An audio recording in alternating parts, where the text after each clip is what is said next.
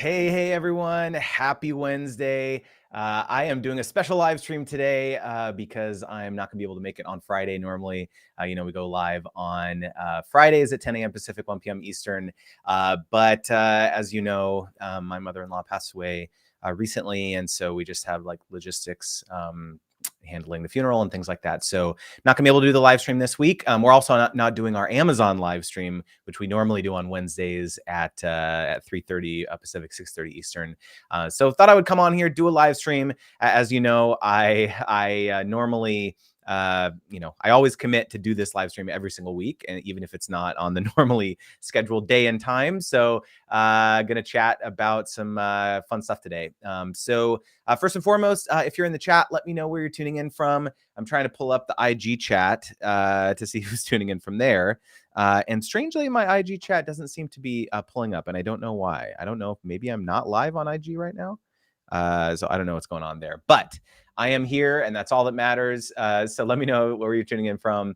Okay. So first and foremost, it says not started. Oh, I need to click the start broadcast button. No wonder. That's why it's not, because I didn't click start broadcast. So now let's see if this is working.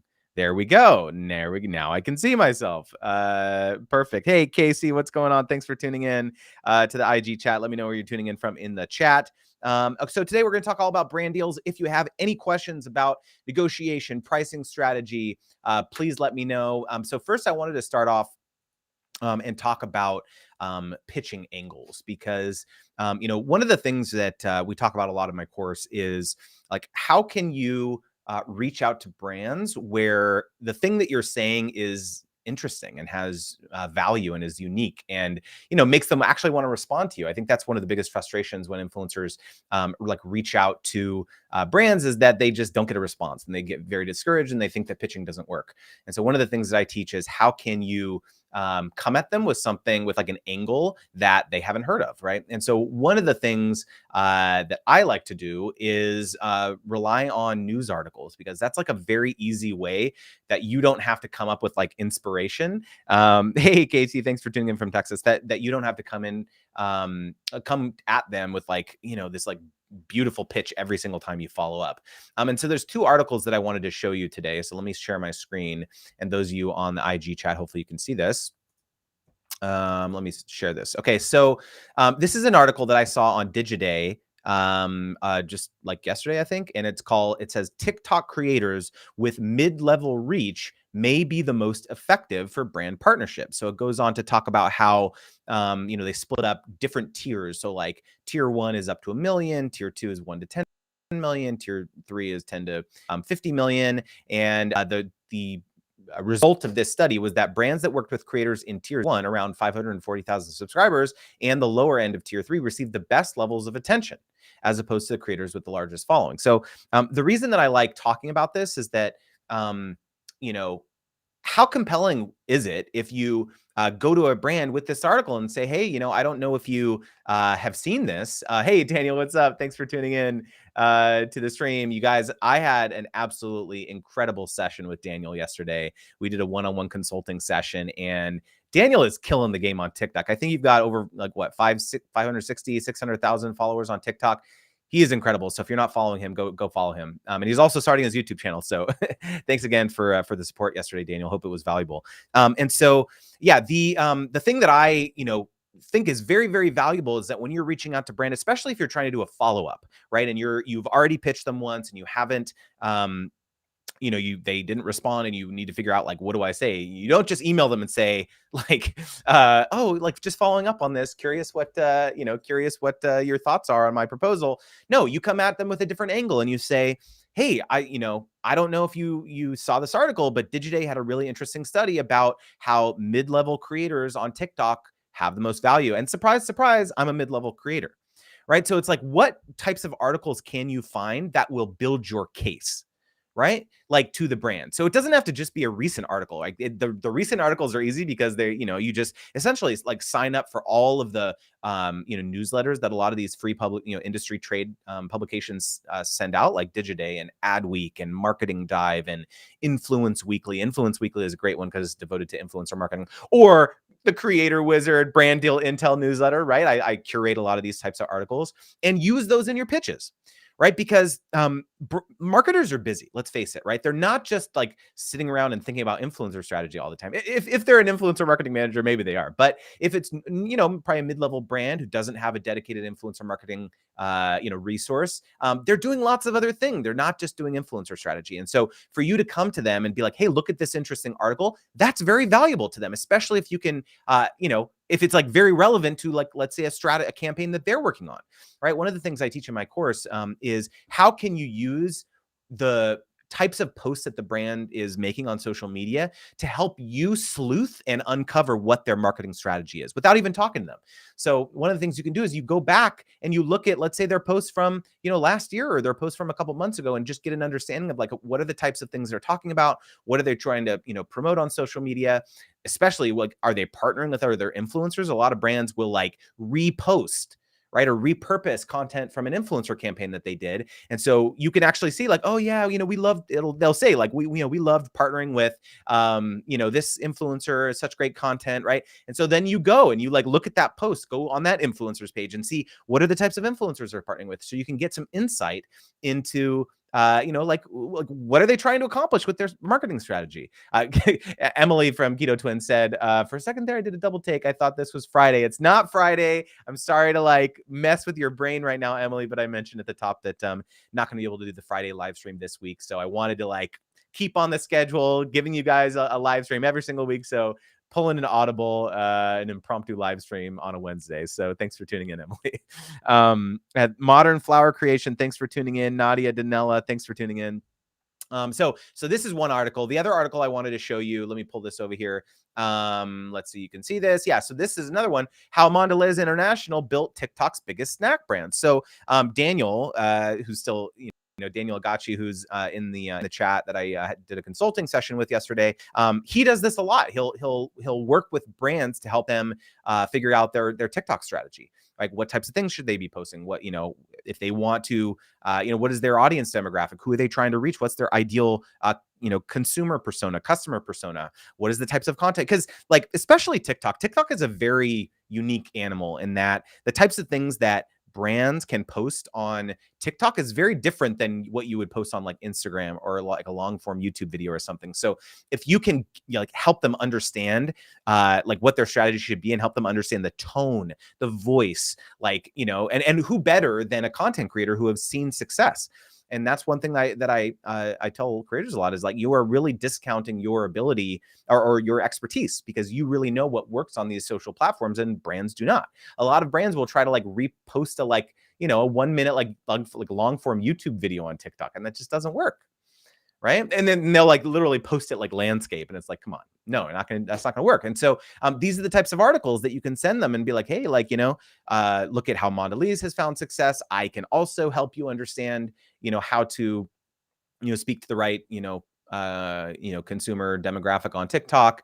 So again, this is just like another example. So I just wanted to like quickly mention this, that a good follow-up is not just like, hey, wanted to follow up on, this pitch that I sent you. A good follow-up brings extra resources, extra value to them, so that they like want to respond. They, thank you very much for sending this. This is very interesting. Let's chat.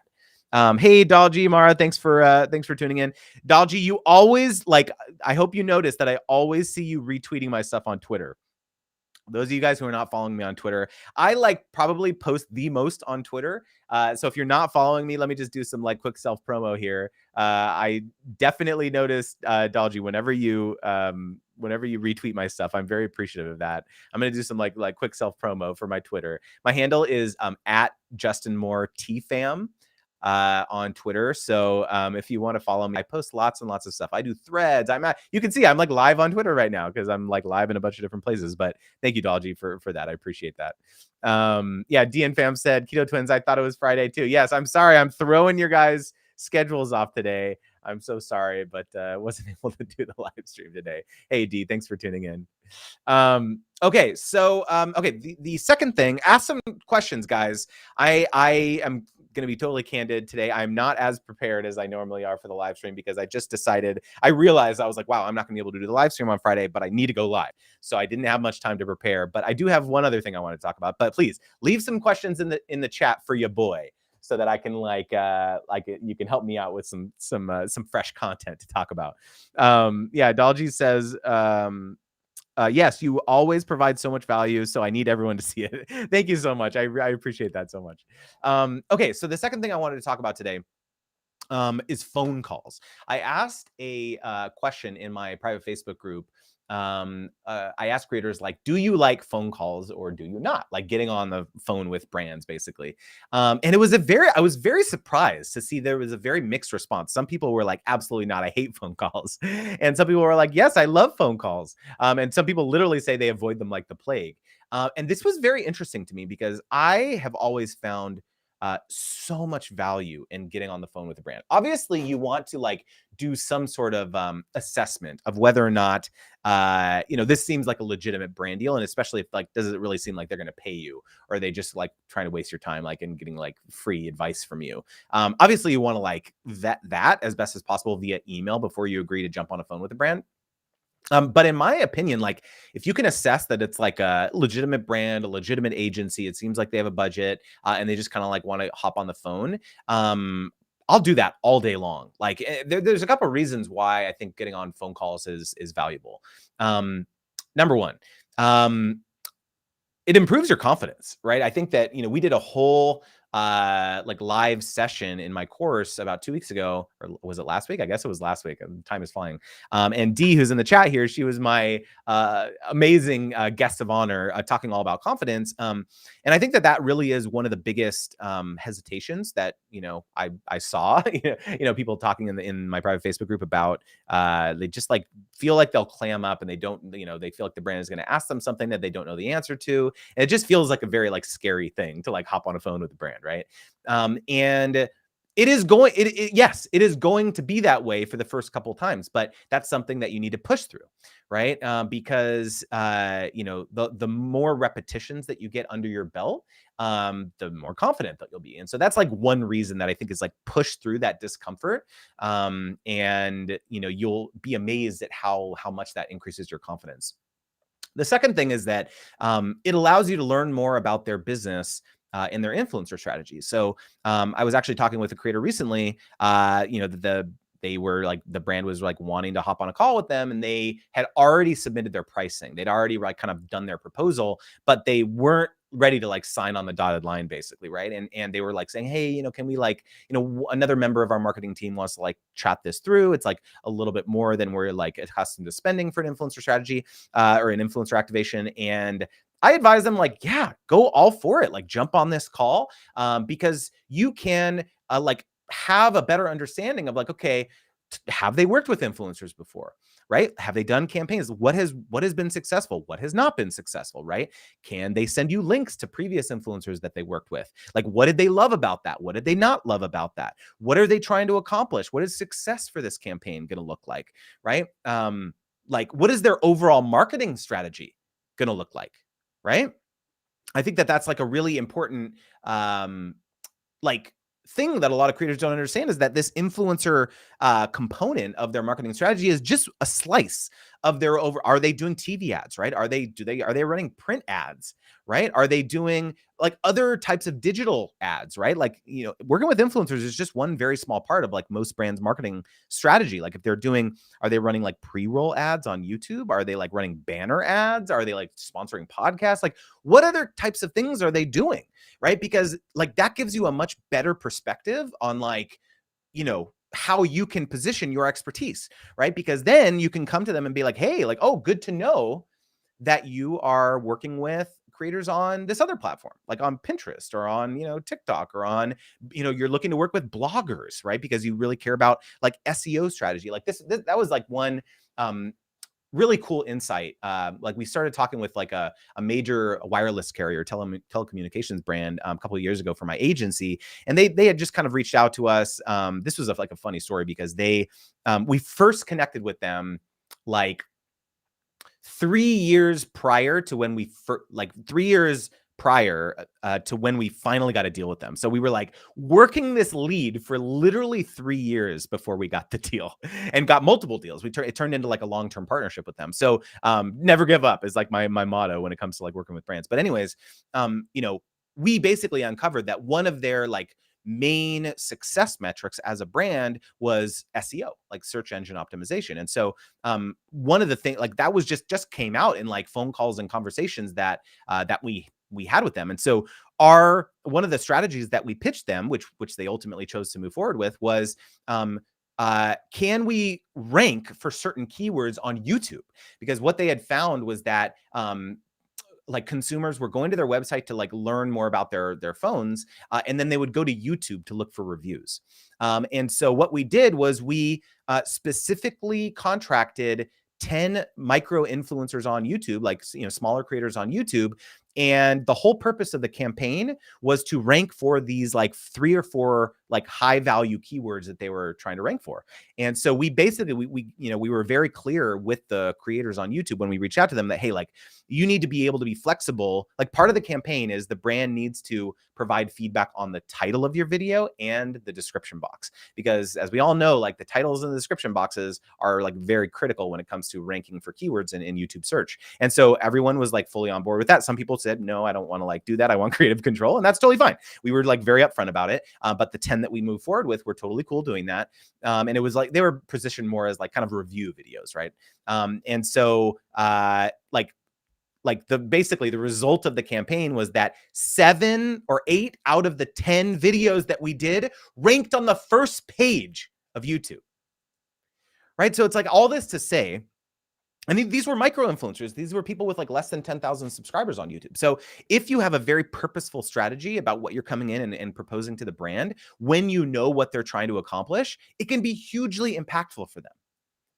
Okay, and so that's another reason that getting on the phone can be valuable. I see some questions, some great questions from Emily and Sarah, Emily and Dee in the chat. So let me finish my thought here on the phone call thing. So yeah, just allows you to like hone your proposal, and again allows you to not just be an influencer to them. I think that's really my main point here, is that you are now a consultant. You're not just a creator to them, right? And so you become, and in fact, I got an email from an influencer in my first cohort yesterday, and she got her first 5-figure deal, and she has less than 10,000 subscribers on YouTube.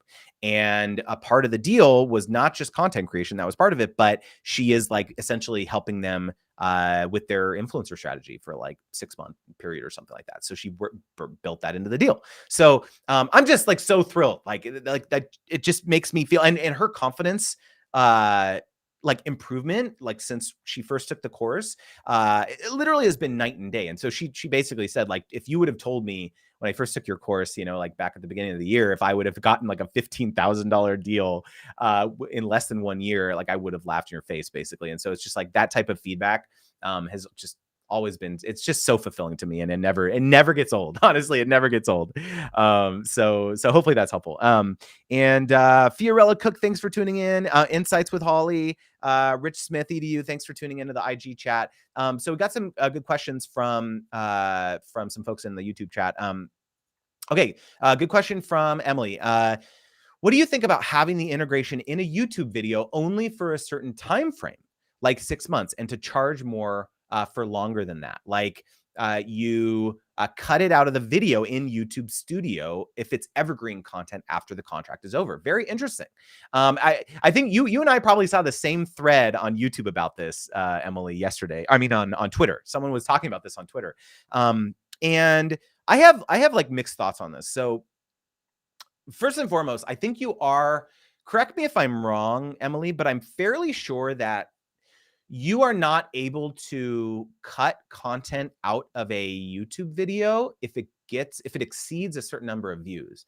It used to be where if your video got over 100,000 views, you could no longer trim stuff out of it. Tell me if that's like still the case, because I'm pretty sure that is. So if that is, then your ability to like negotiate on this is limited up to like, well, once the video gets 100,000 views, because this actually happened. Here's a real life scenario where this was like a challenge where we did a brand deal through my agency, and the influencer accidentally included their competitor, a competitor, in a future video. So like during the exclusivity period, they accidentally talked about a competitor, and the brand got upset and requested that the video be taken down, basically. And the creator couldn't trim the content out of the YouTube video using the YouTube Studio because it had exceeded 100,000 views. So, these things come up. So Emily, yeah, Emily said, I've never heard that. Interesting. I'm fairly sure that's still the case, but it might not be. I don't know, but like I've definitely run into that. But anyways, I mean, again, like in practice, I feel like creators don't take stuff down. Like they, normally, like it's just like the video's up and it's going to live there forever. Normally what I advise creators to do in their contracts is always to negotiate a term into the agreement for like the minimum amount of time that they have to keep the contact up. Because a lot of brands, what they'll do is they'll say you have to like keep it up on your channel forever, perpetually. Like you have to keep it there forever. And like I always say, like that's not a good practice, because let's say, for example, I don't know, 5-10 years down the line, I don't know, a couple years down the line, you decide to like, you don't want to be a creator anymore and you like private all your content. Technically, you would be in breach of that contract if you took the content down that was, in partnership with that brand. Chances of them actually coming back to you, for that, trying to like exercise that clause is probably pretty low. But technically you'd be in breach of contract if you did that. And so I think it's always important to never have anything in your content, anything in your contract that says that you cannot take your content down forever, right? Again, perpetually, perpetuity. No, just always remove that from your contracts, because you never want to agree to something like that. So, in general, the other thing too here, like Emily, my thoughts on this from a brand perspective is that brands are not used to paying for like how long the content is up. They really measure the like impact usually within the first, they're probably going to measure it within the first like 30 days of the content being live, because after that point, like it's hard to depend on the long tail utility or the long tail performance of a piece of content. That's not always the case, but like on YouTube in particular, like, yeah, there can be like some long tail performance. Like, you'll still get, traction and views and things like that after the initial 30-day period. But on most other platforms, it's going to be like the first 7 days even, or the first, 30 days or whatever. That's really going to be all the performance. With Reels, you can continue to see traction, but normal in-feed, like static content or in-feed videos or stories, obviously you can't really see the impact after that. So unless you pin them to your highlights. So all this to say that most brands are not really going to find value in paying you more for you to keep them longer on your channel, unless you can like really quantitatively prove to them that like, hey, here was 10 other sponsored videos that I got, that here was like their performance in the first 30 days. And here was the performance within a year or within 6 months. And it got 5x the amount of views that it did within the first 30 days. So if you can quantitatively come to them and say, hey, like all of our sponsored, like all of our content gets a lot of traction, after the initial like upload period, initial 30 days, then yeah, maybe that's a compelling thing. And especially, remember, we were just talking about phone calls. We were just talking about helping like understand what the brand is trying to accomplish. If you find out that like SEO or like search performance is like a valuable thing to a brand, maybe that is something that they would find valuable. So I would just say that like, I probably wouldn't lead with that, when you're doing your negotiation, like, oh, you can pay us more and we'll keep it up for longer. But if you discover that maybe that is something that's valuable to them, you can say, hey, our default, term for keeping content up is 6 months, but if you'd like to keep it up for a year or 2 years, it's going to be like this different rate. If that's something that's interesting to you, here's some data beyond, when we keep our, brand partners up for, integrated into our videos for a longer time period, they get, much better long-term performance. So again, it really comes down to like trying to understand what the brand values. And, but most brands are not going to want to pay more to like keep your content up for longer. They're going to be surprised. They're going to be like, what are you talking about? Like, all the other influencers or creators that we work with, they just keep their content up forever. And in practice, like, again, most creators do. And so you trying to negotiate on that is going to be a little bit more difficult. Like, again, the other thing to keep in mind here is that it's going to be an uphill battle if you try to use pricing levers that the brand is not used to. So if they're not used to like, like negotiating for terms like that, like, what are you talking about? You're going to cut our content out after a year? Like, that makes no sense. That could be so strange to them that it would be a red flag. Like, oh, maybe we shouldn't work with this person. They're trying to like mess with us and like, price stuff that like is very weird and no other influencers ask for. So that's the area that you don't want to get into. So again, like it's just, I've done over 1,000 deals at this point, and that's, I've never seen that in a contract. So all this to say, like, it's probably something that you want to steer clear from. Just my opinion, but hopefully that helps, Emily. Harley Jordan, thanks for tuning in. Ria, what's up? I was just helping Ria with some negotiation stuff. Thanks for joining in the IG chat. Let me know in there if you have any questions about brand deals, about anything like that. D had a comment about phone calls. I find that the more you practice something, even calls, each one will get better. And with the right effort, you will set yourself apart from others easily. And you might even notice the nervous sweats less when you feel so unprepared. One thing that I will say about D, and you can maybe, I'm curious if you agree with me about this, D, is that I feel like you are so articulate. When we did our live stream, our Zoom call for the course, you just like come off so effortlessly, so naturally. Like your answers are just so articulate. I find I'm always like impressed whenever I hear you talk, D. And I feel like a lot of that confidence came from, there was a lot of creators on that call, and it was nothing to you. And so I feel like your confidence has like really improved since, from when you first started YouTube, and when you've been taking calls with brands and things like that. So just like public speaking in general, being in that type of setting, your confidence is like absolutely improved. So, and I actually got that feedback from some people who had DM me privately. I forgot to tell you that, D. People were very complimentary of the things that you said on that call. So I just wanted to give you that compliment. Let me take a swig, and then I see you have a question, D.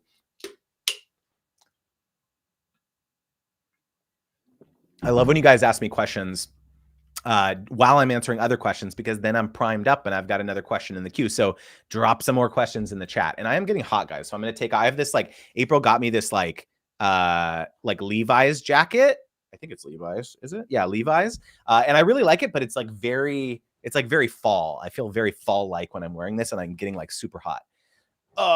Okay. All right.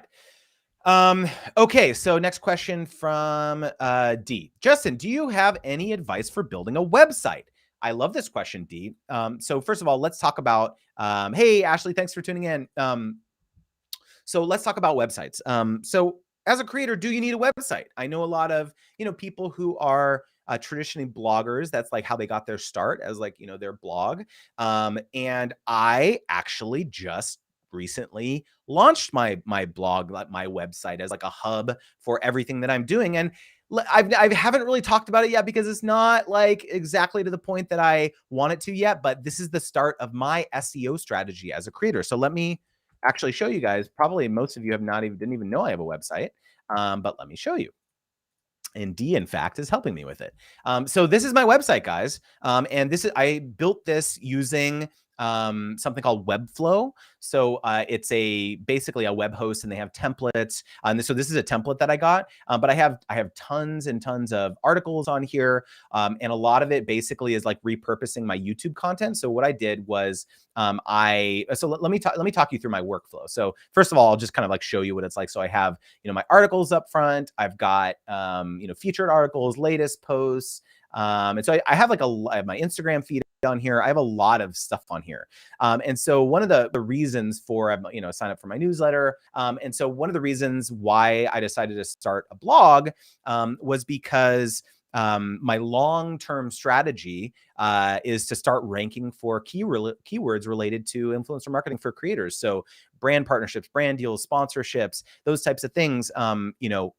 People still love reading articles, not just like watching videos. And so what I did was I whenever I do YouTube videos, I always do captions on them. So I use a service called rev.com, R-E-V. And so you basically send it to a human and they will caption your video very, very accurately. It's like $1.25 a minute or something like that. And so, and then they automatically upload it to your YouTube channel. It's really sweet.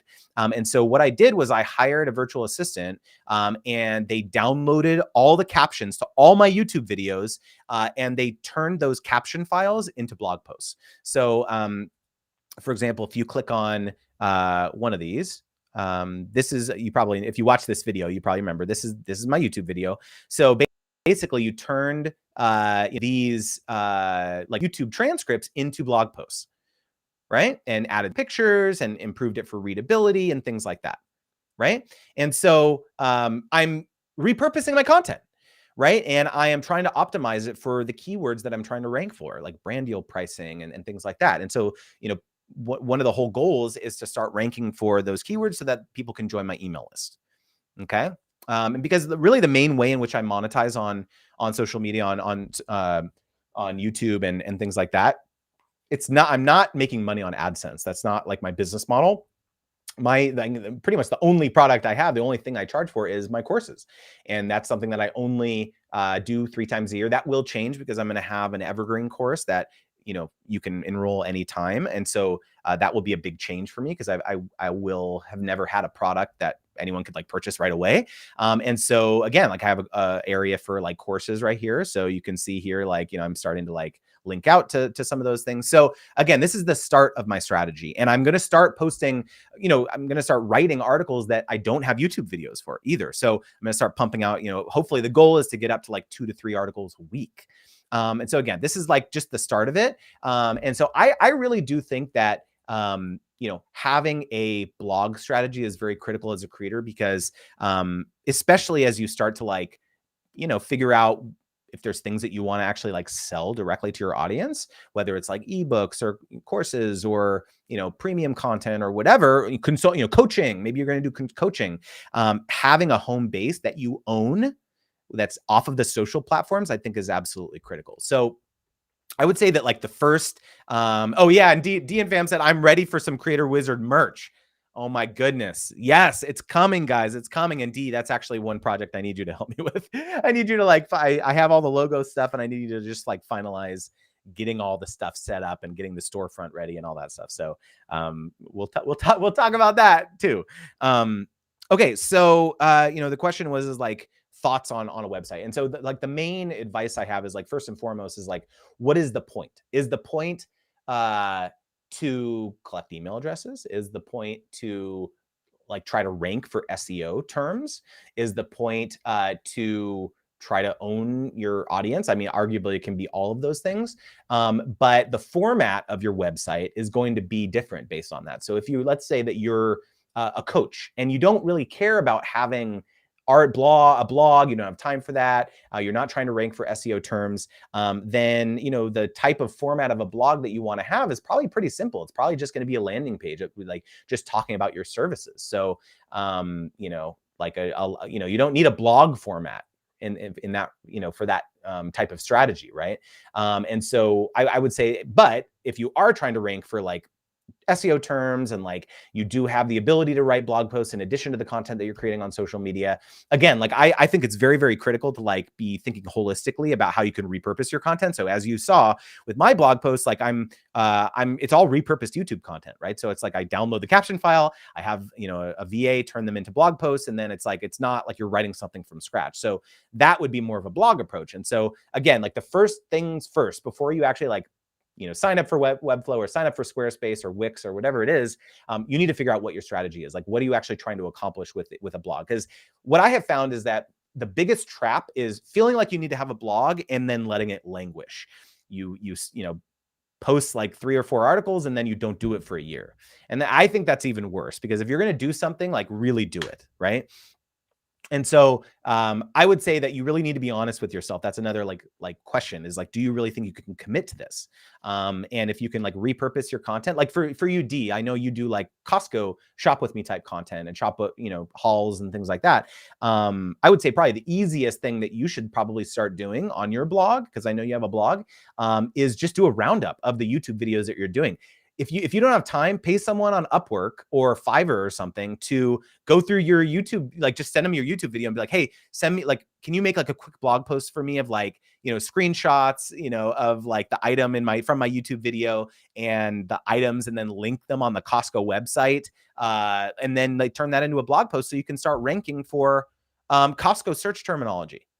I don't know if that's something that you think that would be valuable, but I certainly do, and that would be a way to repurpose your content. D said, I'm building my website as a home for all things DMFam.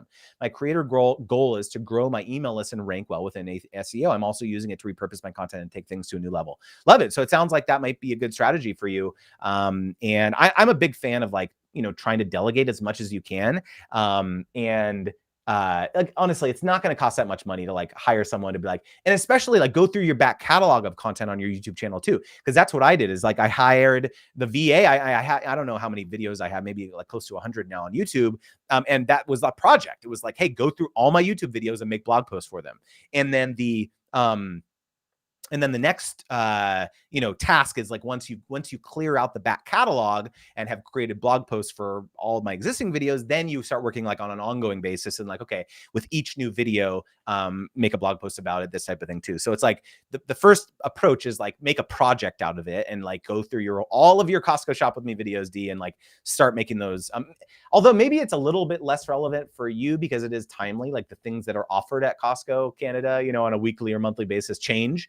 So maybe it is something that you only do like moving forward, but I don't know, just something to consider. Because there are certain things that they always carry there. So those of you who are in the chat who don't do shop with me or don't do Costco videos, what I'm hoping this is like stimulating in your mind is like, okay, what is my content vertical? What are the things that would be valuable that people are searching for? What are you searching for within your niche on a monthly basis? And start figuring out how you can delegate and maybe create an SEO strategy for yourself.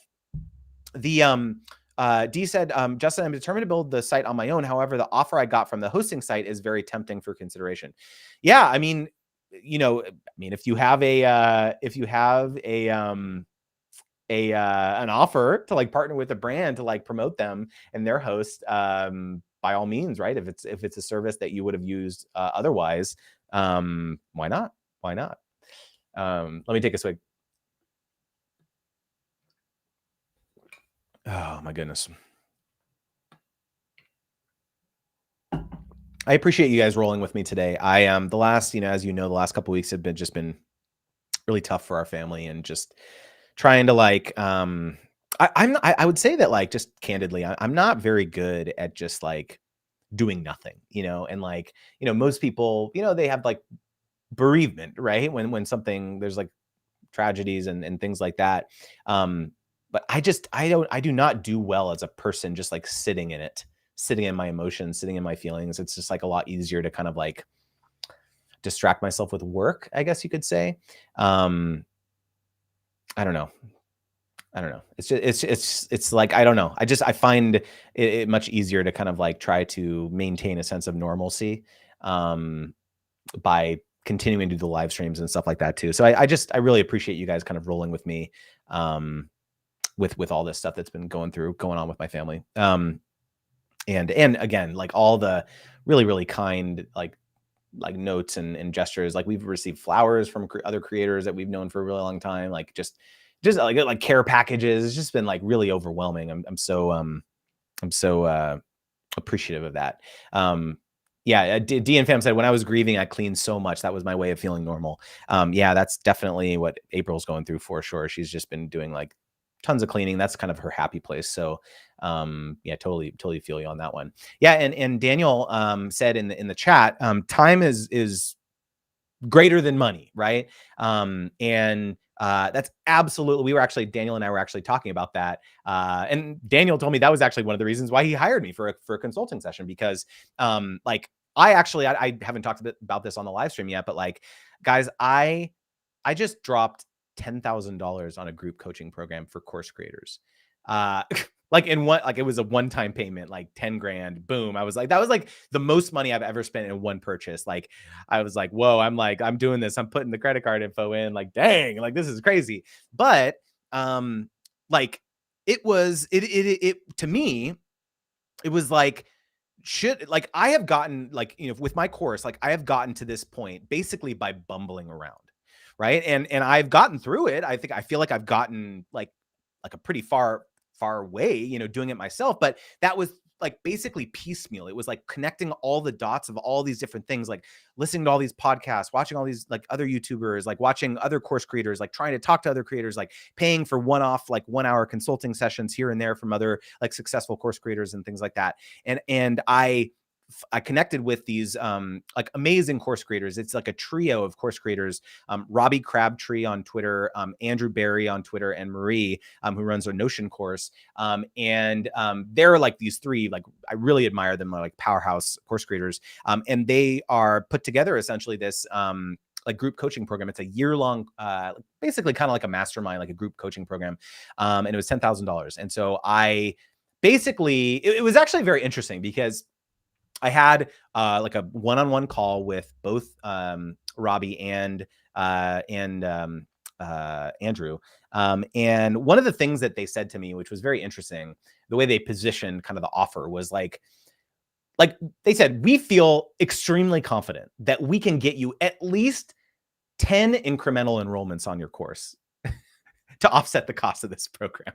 Right. And I thought to because my course is $1,000. Right. And so I thought to myself, like, that seems very reasonable.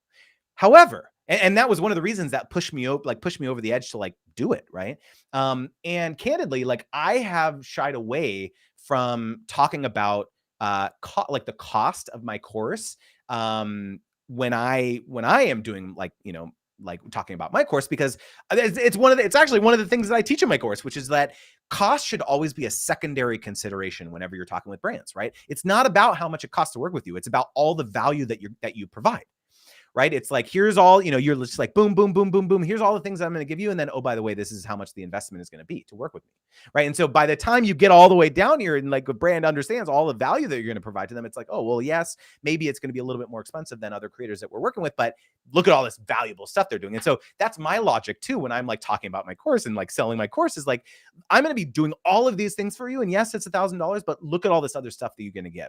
But when I was being sold to, right, from someone who's at like this level, I was just like, wow, that's actually compelling. Because the analogy for me is that you guys have probably seen this. I posted on Twitter and on Instagram and things like that. I am regularly getting testimonials from creators that they have made $30,000 to $35,000, $40,000, $10,000, $15,000 like brand deals as a result of going through my program. And so it's like the ROI is like clearly there.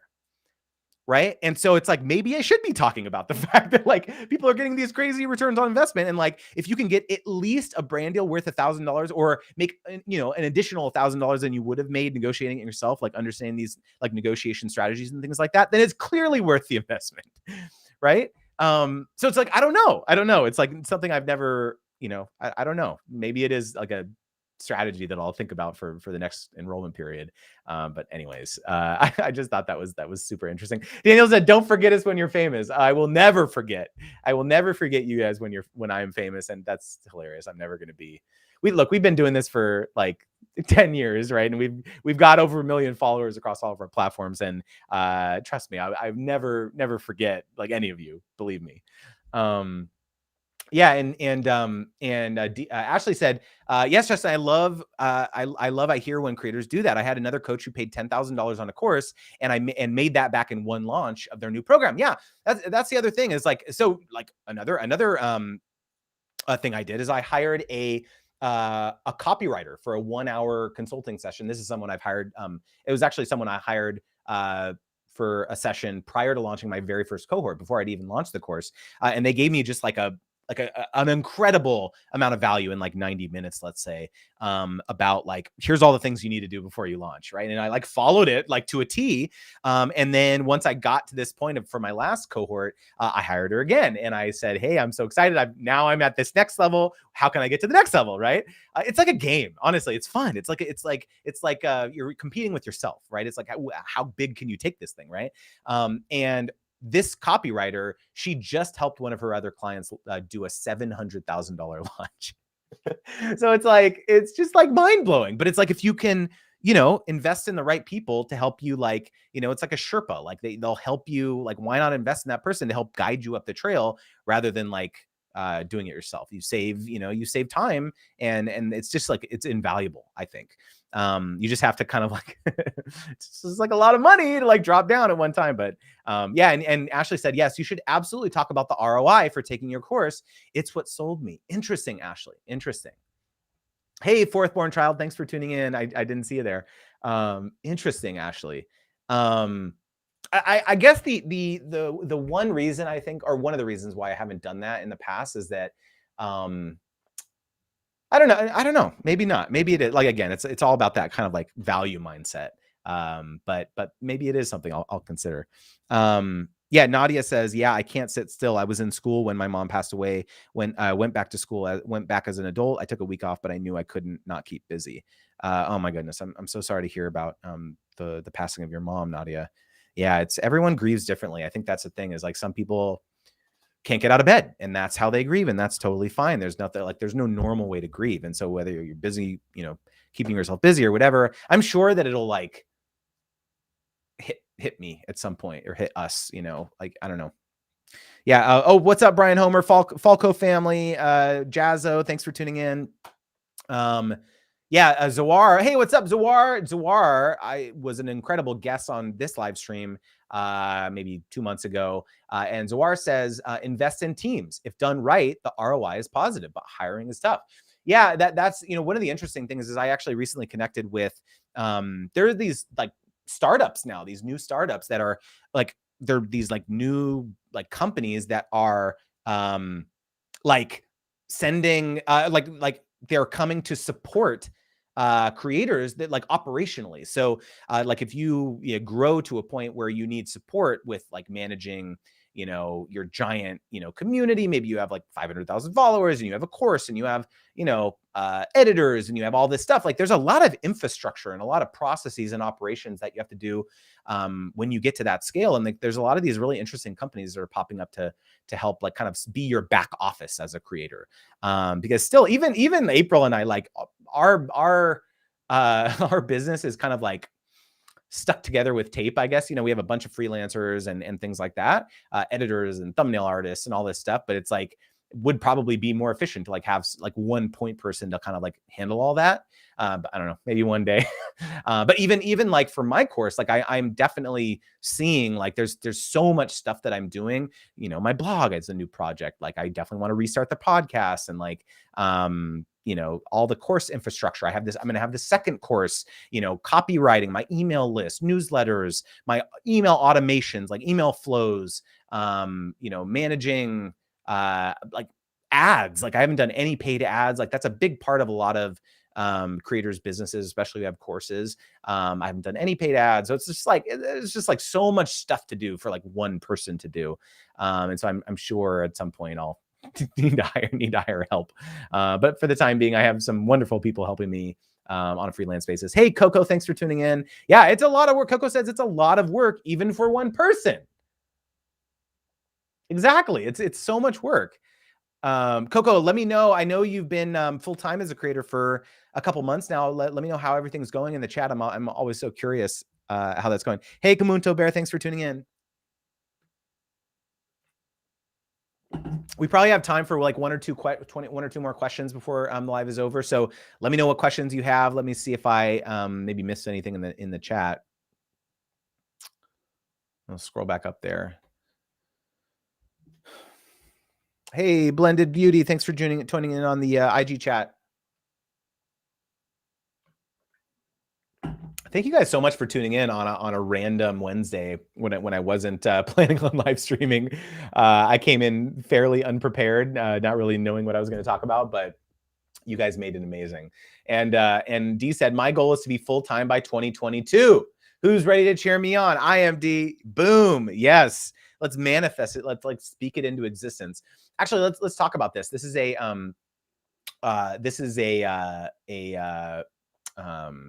interesting topic. Before we dive into that, Coco said, thanks for asking. I went to the line 3 front lines and things were pretty intense. So my productivity drops. Oh my gosh. Oh, wow. Yeah. And she said, I'm home now and trying to get back into the zone. Yeah, that's amazing. And props to you for doing that for a cause you believe in. Okay. So going full time, let's talk about this because, I think a lot of creators don't plan this very well. They want like one day to like, oh, one day I'll go for full time, but there's no real concerted strategy behind how you're going to actually make it happen. And that's the biggest way to like overwhelm yourself and have a lot of anxiety about this decision to go full time, because then you go full time and it's like beyond month 1 or month 2, and maybe you have a little bit of savings to like prepare yourself for that. It can be very scary, right? And so the way in which April and I did it is we started planning like over a year in advance before I actually went full time and left my 9 to 5. April was a preschool teacher prior to being a creator, and so she actually went full time about, I think maybe like a year or 2 before I did. And we basically said, okay, like when our income as creators exceeds my 9 to 5 income, because I was like the only one working a full-time job at that point with health insurance, all that stuff. You have to look at your income and your expenses as a family and decide like how much money do you actually need to make consistently to be able to do this. And our safety was that we needed to make that amount of incremental income plus some, like I needed to make enough income to replace my 9 to 5 salary plus some. So let's just say I was making, I don't remember exactly what I was making at the time, but let's say it was like $8,000 a month or something like that. Let's just say for round numbers, like $100,000 a year. Like you need to replace that income plus some, plus 10% or plus 15%. And that was our target. And we said, okay, once I hit that target, let's say it was $150,000 a year, or at that time, I think it was like a monthly amount, then I have to quit, or else I'm not going to do it, because it's so easy to like kind of hit your target finally and then not do it because it's too scary. And so for us, it just so happened that we had hit that target right after my first son was born. So this was 7.5 years ago, basically. And I gave, conveniently, I was on paternity leave. So my company paid for the birth and the hospital bill. I had really good health insurance. And then I gave my notice. It's like right after I came back from paternity leave. I was so nervous. I like had 6 weeks of paternity leave, and then I came back and gave my 2 weeks notice. And I was like so concerned that my my company was going to be like mad, and they weren't at all. They were actually very supportive. But it was like, it was like, my logic is like, you cannot let fear make your decisions for you. Like a lot of people make decisions from a place of fear, and you have to make your decisions from a place of abundance, or else you're never going to be able to achieve the goals that you want in your life. And the other thing too is that you can always go get another 9 to 5 job, right? If you give it a college try for a year, for 6 months, and you just can't seem to make it work, there's absolutely no shame in going back and getting a 9 to 5 job. At least you know and can tell yourself honestly that you gave it a try, right? So I don't know. That's kind of my logic. And the thing that I've always said is that everyone says like when I quit my 9 to 5 job, I was like working in medical devices. I was an engineer, or actually at the time I was in product management. But everyone thought I was nuts. Everyone said to me like, "What are you doing? You're leaving a job security. Like you've got a 6-week-old like son. Like what? You're nuts. Like what are you doing?" Right?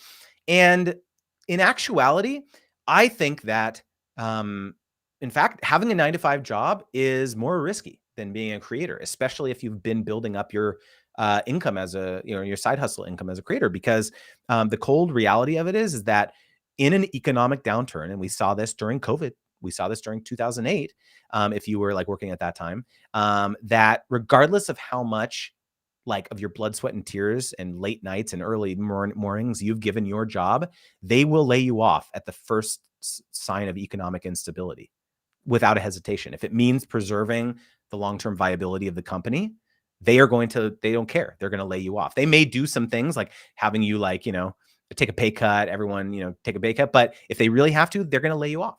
And in reality, if you're a creator, the chances of your income going to zero like is basically not going to happen unless you get demonetized or unless your like major income source as a creator goes away. But if you're diversifying yourself and you have multiple income streams, which most creators do, that's not going to happen to you.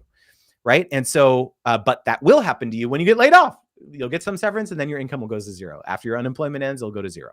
Right. But when you're a creator, it's much more likely that your income is going to start gradually declining. Right. If there is some signs of trouble. Right. So I actually think that being in control of your destiny as a creator is the most sound strategy. Like if creating content for a living is something that you enjoy, I actually think you're much more in control of your own destiny.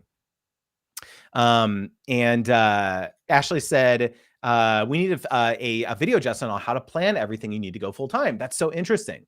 I love that. I actually have a video on my channel, Ashley, an interview from a guy named Oliver, super inspiring. He has been full-time on YouTube and he has less than 5,000 subscribers and less than 10,000 subscribers, or maybe he has 10,000 now. But his niche is helping international students learn how to study in Finland.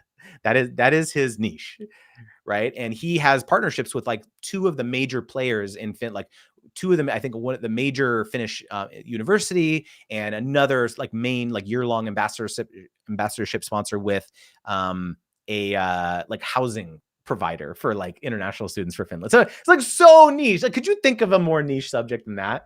Right. But it's like the video is all about like how he went full time and how he thought about that and his logic. It's very very interesting, I think.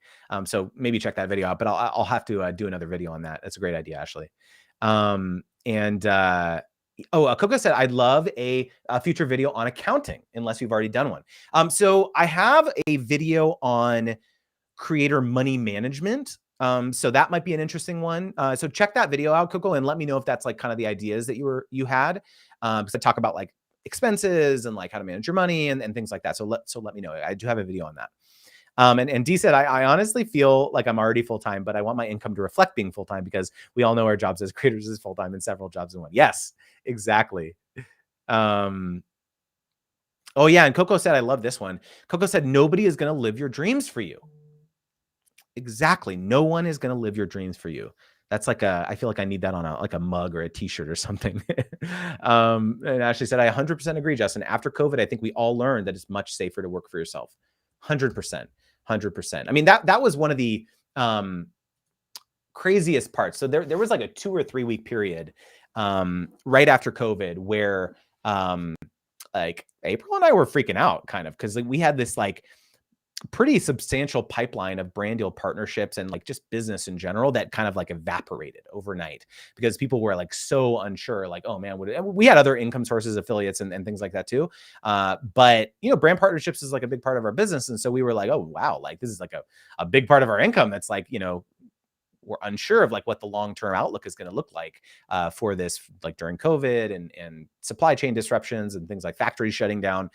But it was literally like a 2 to 3 week period. And then we had some of our biggest months ever in the months after, like right when, COVID hit. And so I understand that's not the case for like every type of creator, like, travel creators got hit really hard and things like that too. But like we had like our best year ever last year. So it's like, I understand we're in a very privileged position.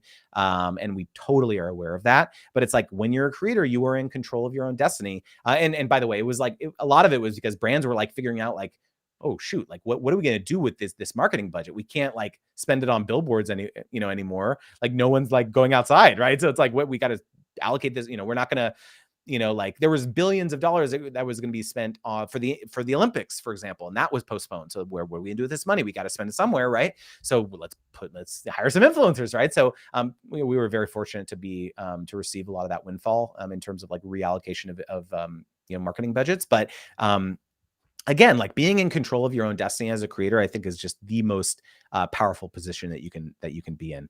And Nadia says in the chat, so many outsiders have no idea how much work we do as digital creators. It's a lot of work, but worth it. I hope. Yeah, I hope it will be worth it, Nadia. It will be.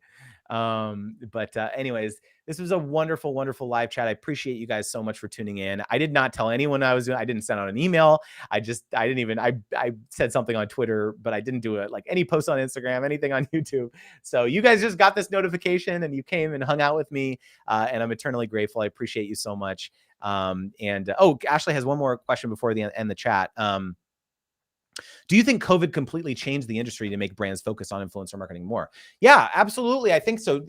Ashley, because one of the things that I think we all saw is that like look at all of the traditional media that had to start doing things remotely, and the power of because like brands couldn't do large scale productions anymore, right? They couldn't have film shoots, they couldn't do all this stuff, and so that's why they had to go out and hire folks to like shoot stuff from their home.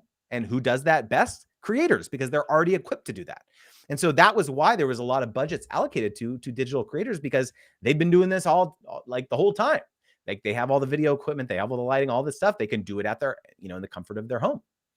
And so I think a lot of brands who were on the edge, who may have not worked with creators in the past, understood the value of it right away, because it was like, oh, like we can still run our marketing campaigns. Let's go shift to like, instead of paying $200,000 to do this like traditional commercial or whatever, let's go hire 100, maybe not 100, 10, 20 creators to create content for us, and we can still get out there, still use it, still repurpose it for paid advertising. So I think a lot of them saw the utility now that they see it, that that those budgets aren't going to go away, because they see the value now. So yeah, now we all need to go out and charge accordingly. Exactly, Ashley. Exactly. So thank you so much, everyone, for tuning in, and I hope you have a wonderful week. Again, I'm not going to be doing the live stream on Friday, nor the following Friday, probably, just like I said, just logistics with the funeral and all that stuff, travel. So yeah, but I'm hoping to do another live stream. We'll see about next week. Hopefully I will be, but appreciate you guys being so flexible. So anyways, hope you have a wonderful rest of your week and weekend, and I'll see you on the next one. Talk to you soon. Bye.